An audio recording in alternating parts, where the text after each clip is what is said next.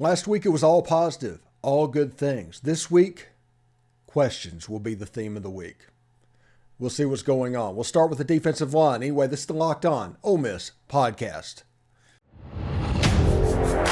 You are Locked On Ole Miss, your daily podcast on the Ole Miss Rebels, part of the Locked On Podcast Network, your team every day.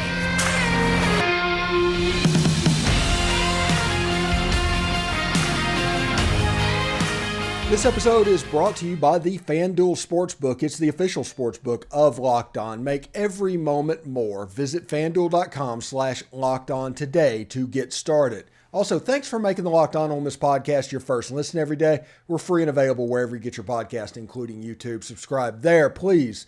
Anyway, I'm Stephen Willis. This is the Locked On Ole Miss podcast, and let's get straight into it. This weekend was an interesting weekend in the transfer portal with two official visitors coming in. This is on the heel of the Logan's Diggs video we told you about at the end of last week. But Isaac Ukwu from James Madison came into town along with Stephon Wynn Jr. out of Nebraska. Those two players came in for their official visits. Stephon Wynn, he did transfer to Nebraska. He was very productive at Nebraska last year. The former Under Armour All-American, as it says, former Alabama and Nebraska defensive lineman Stephon Wynn will officially visit Ole Miss this weekend, which he already did. The Under Armour All-American could potentially fill a need up front at having his best year to date in 2022. Those are all true things. Also, Isaac Ukwu visited, and it says right here, this is from 24/7 Sports, listing the top transfer portal targets. He's a weak side defensive end, Isaac Ukwu. He was an honorable mention All-American in 2022. Two really big players, but you don't turn in just for me to talk about stats and things like that. You talk about why this is important. Now, we're going to talk about the defensive line post-spring report card in the next segment. So there might be a little bit of redundancy from this one to that one, but it kind of is what it is. But the reality is, three of the front four are exactly where you want it to be. Exactly. If you were to tell Lane Kiffin you can go to a battle with anybody out there, the three of those players would probably be up towards the top of who he would choose. Defensive line is absolutely fine up front. There's a problem at the jack position. There's not a jack at the moment. We're going to have to find something to fit. You might see a situation where Jared Ivey plays one side, Cedric Johnson plays the other. In an ideal world, they're probably playing the same position, but that's the way this works. Jameer Lewis, the transfer from Southwest Mississippi Community College, after one spring immediately entered the transfer portal. I guess homesick got him a little bit, so we'll see exactly what happens there. We don't know exactly what's going on with him, but he got a shot, didn't work out. Kind of is what it is. But the two players that Ole Miss brought in this weekend, Stephon Wynn, he's a three technique. He's being brought in to back up JJ Pegues and compete with Jamon Gordon to raise the talent profile of that three technique position. Between that and the nose guard, you have Josh Harris and Xavion Harris. You're in good shape. It's like I said, the starting group of this defensive line is kind of where you need it to be, minus the jack position. Now, we'll address that jack position a little bit in just a second, but Stephon Wynn brings kind of a stuffer, kind of a plugger personality into the defensive line. He's kind of a what you see is what you get. He is talented enough to where he was an Under Armour All-American in 2018. I think it was 2018 or 2019. I forget the year real quick. Brain surgery moment.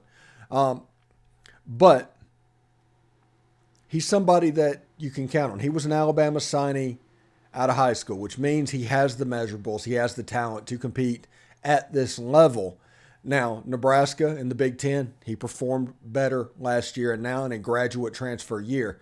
It's a situation similar to Spencer Sanders, a one bullet in the gun type situation. He cannot mess up this one. He's going to come in, he's going to compete, he's going to play hard, and then he'll do whatever because it looks like it's a graduate transfer type situation.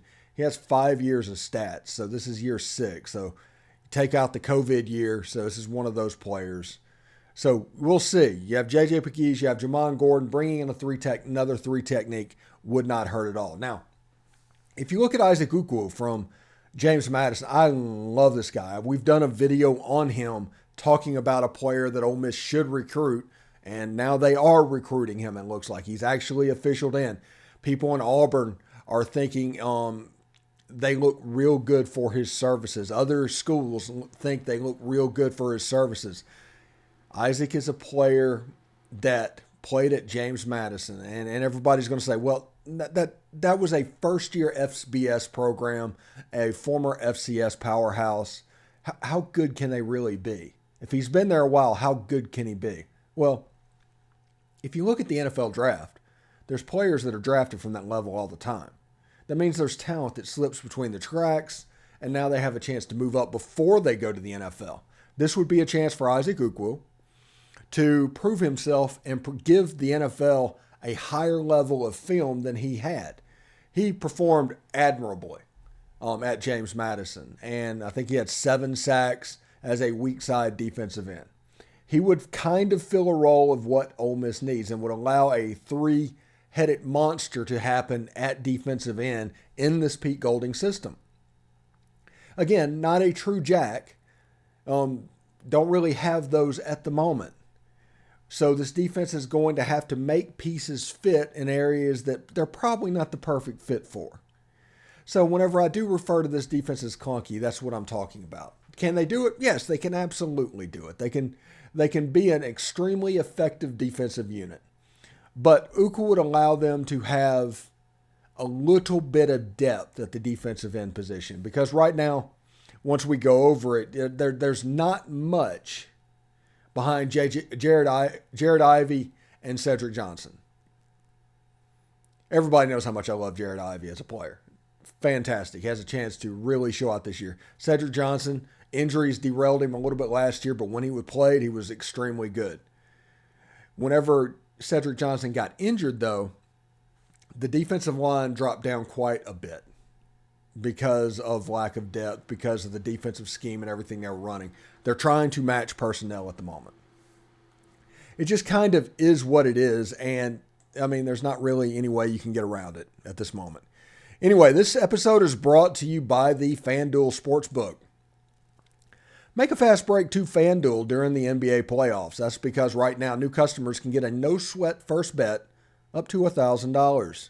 That's $1,000 back in bonus bets if your first bet does not win. Yes, I remember that Mississippi is a brick-and-mortar casino state. You can't do FanDuel in the state of Mississippi. I know that. But if you go to Tennessee, Memphis, Jackson, Nashville, if you go to Louisiana, New Orleans, Baton Rouge, Shreveport, Delta, Louisiana, you can use the FanDuel Sportsbook. It's safe and secure and easy to use. There's no better place to place a bet on all the playoff action than America's #1 sportsbook. Visit FanDuel.com/lockedon to get a no-sweat first bet up to $1,000. That's FanDuel.com/lockedon. FanDuel, official sports betting partner of the NBA. Thanks for making the Locked On Ole Miss podcast your first listen every day. Every dayers tomorrow on the show, John Gillespie is going to come by. We're going to talk on Lee 11. He was out in Oxford for that competition. We got some guests coming up over the next couple of weeks, so stick around for that. Anyway, D-Line's post-spring report card. Offensive, first of all, just get this out of the way. Offensive and defensive line in the Southeastern Conference, if you can pick up defensive and offensive linemen that are quality, you do it, period. This is a league that has and always will be won on the line of scrimmage. Checkmate, end of story. I will hear no argument to the contrary on that. But defensive line-wise and the front, let's say the front four, because I do imagine the front four of the defensive line will be Cedric Johnson, JJ Pegues, Josh Harris, and Jared Ivey. That front four is fine. Absolutely fine for what they want to do. If nothing else, it might surprise people how good that front could look. The problem lies in the backups. The problem lies in, I'm not going to say quality depth, but proven depth. That front four, absolutely fine. The question is going to be the backup. Xavier Harris at nose guard, I'm happy with that. That is absolutely fine. And Jamon Gordon at 3 technique, you kind of know what you get with there, but you would like to have a little bit more, as we talked about in the previous segment. But at the defensive end position, it's the reason they're recruiting Isaac Ukwu, because it can get scary. A couple of injuries at defensive end, and you're bare bonesing it out there. And that's weird. DJ Holmes is going through his situation at the moment. We don't know how that is going to go. Chamberlain Campbell, he should be in a couple of weeks. But he is a true freshman. 6'7", but a true freshman.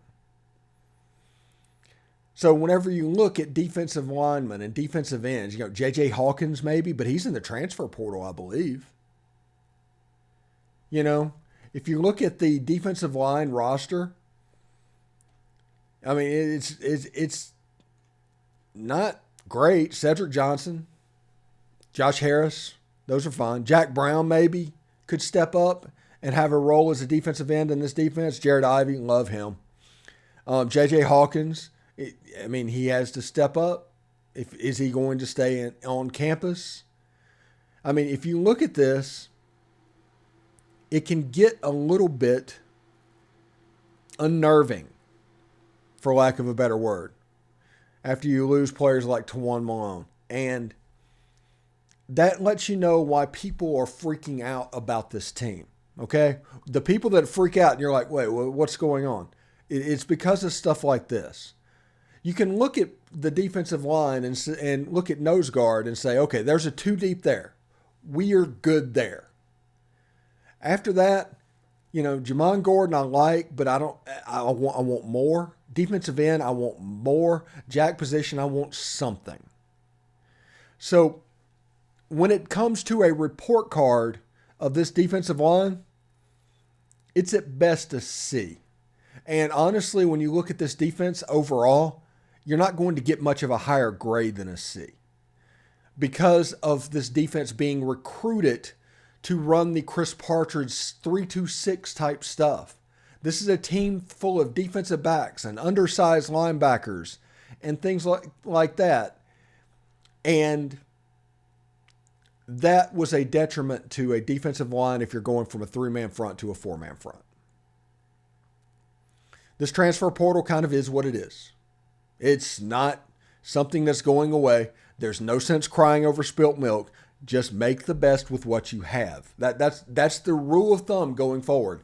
Make the best with what you have.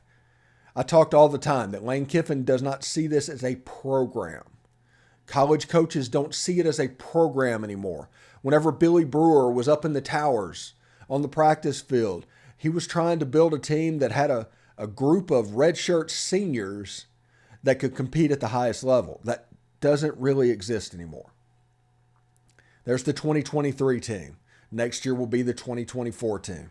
Next will be the 2025 team. And other than a couple of players and some continuity of things they're doing, that's not going to change a whole lot.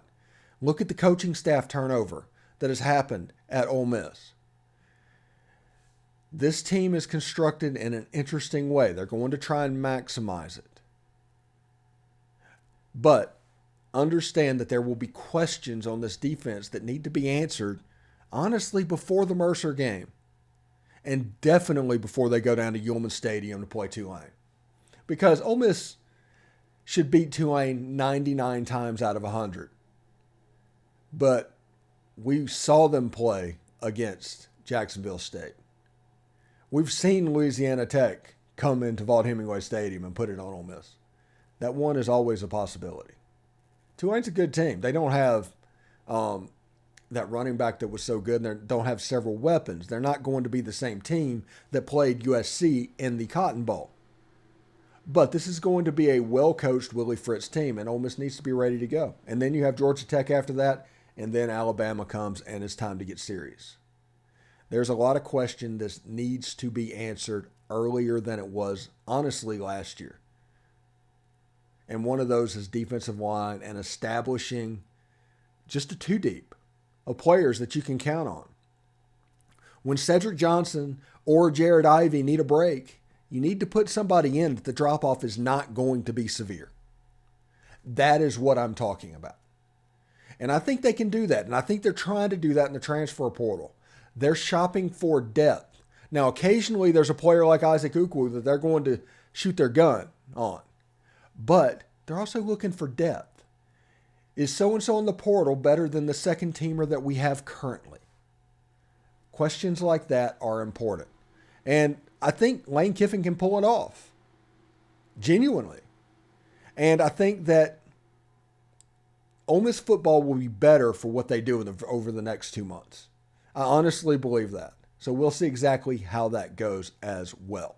Anyway, when we come back, we're going to be talking about the Mississippi high school talent that is being developed and kind of the role that the Mesh Academy is playing in it, because the Elite 11 being in Oxford, that's not really a surprise thing, as the talent kind of warrants that happening. And a lot of that has to do with what Mike Espy and Shay Hodge are doing down in Jackson, Mississippi.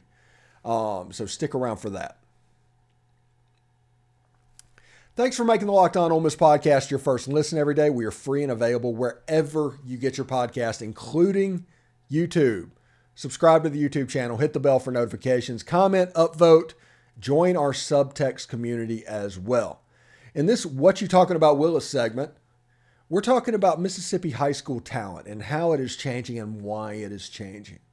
And you can look at the fact that the Elite 11 was in Oxford this past weekend. Damon Williams did not get an invite on the field to the finals, but he is on the waiting list for an invite possibly later. Noreel White, the receiver that is committed to Arkansas, came to Oxford, is going to the Elite 11 finals, I guess wherever it might be. I think it's somewhere in California or something like that. But there's also underclassmen, like I think his name's Emil Picarilla, quarterback from 2025. He had a really, he's worth talking about. And a wide receiver, let me bring up this tweet for just a second. Sorry, this is terrible pod. But I want to get the name absolutely correct, because it was somebody that Mike Espy brought up to me, honestly, and saying that we should talk about. His name's Dylan Alfred. He's another underclassman that is being developed in the Mesh Academy. But you're seeing players that are being developed in Mississippi that are coming out at a much higher level. And my example and my main thing that I want to talk about is Aiden Williams. This is the example of that. Aiden came out much more of a polished wide receiver than even A.J. Brown, who came out as a much more, more polished wide receiver than Dante Moncrief. And that is because over the years, they're starting to get coached really hard at an early age. The advent of 7-on-7 teams, the advent of having players that played in the league wanting to give back to Mississippi players are helping the quality of the Mississippi players. Now, if you look at 2019, that's the first time it happened to where so many players were rated highly. It was just something that was the N'Kobe Dean class and the Byron Young class and, Jerry and Ely and players like that. And Mississippi had like 8 or 9 or 10 4-stars. I'm not exactly sure exactly what it is.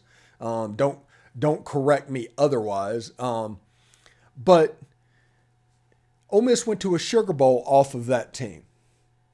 They didn't get the top end of that class, and they might not get the top end of this class, but they didn't get the top end of that class.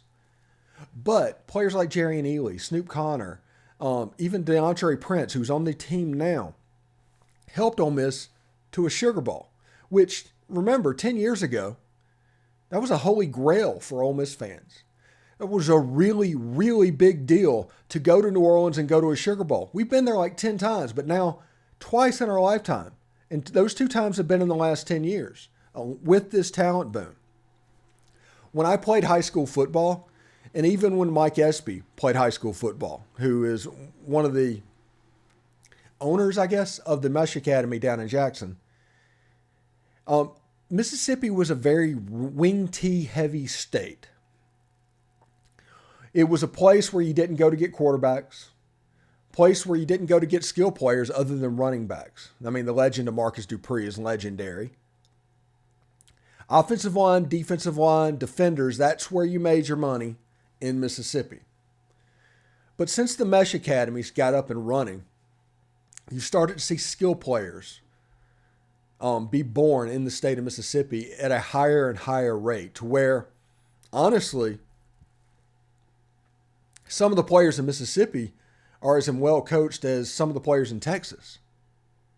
Which, for somebody that worked at Rivals for 10 years, that absolutely blows my mind. Because we had this theory for the longest time. And I told it to John Garcia when he was on the show and all of that. But you would take a 3-star player or a 4-star player out of the state of Mississippi over a 4-star player out of Texas.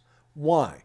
Because that 4-star player in Texas has been coached so hard. He's so close to his ceiling, to where everything that could be gotten out of his talent is close to be gotten out. There's not a lot of work for a college coach to build on him and develop him. In Mississippi, it was almost like a blank canvas. It was almost all athletic ability, all upside when you sign that player. So if you signed a 4-star out of Mississippi, he had a chance to be really special, like Chris Jones level special. But if you sign that same player at Texas, you might get him to college and he's just a dude. Now in Mississippi, it's starting to go up a little bit and catching up with the Texas as far as players that are kind of ready to go in the beginning. They're still upside. I'm not saying they're getting rid of upside in Mississippi.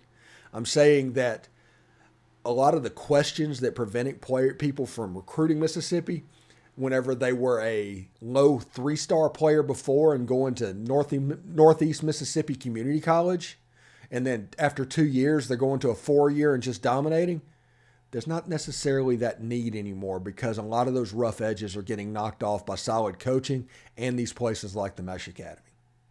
It's really fantastic, and I love what they're doing. I love to see Mississippi high school football getting better and better and better. When I was in high school, this was in the early 90s. Now, granted, the 90s were a long time ago, and I get that. But in high school in the early 90s, we played against Columbia High School. That's the home of Walter Payton, you know?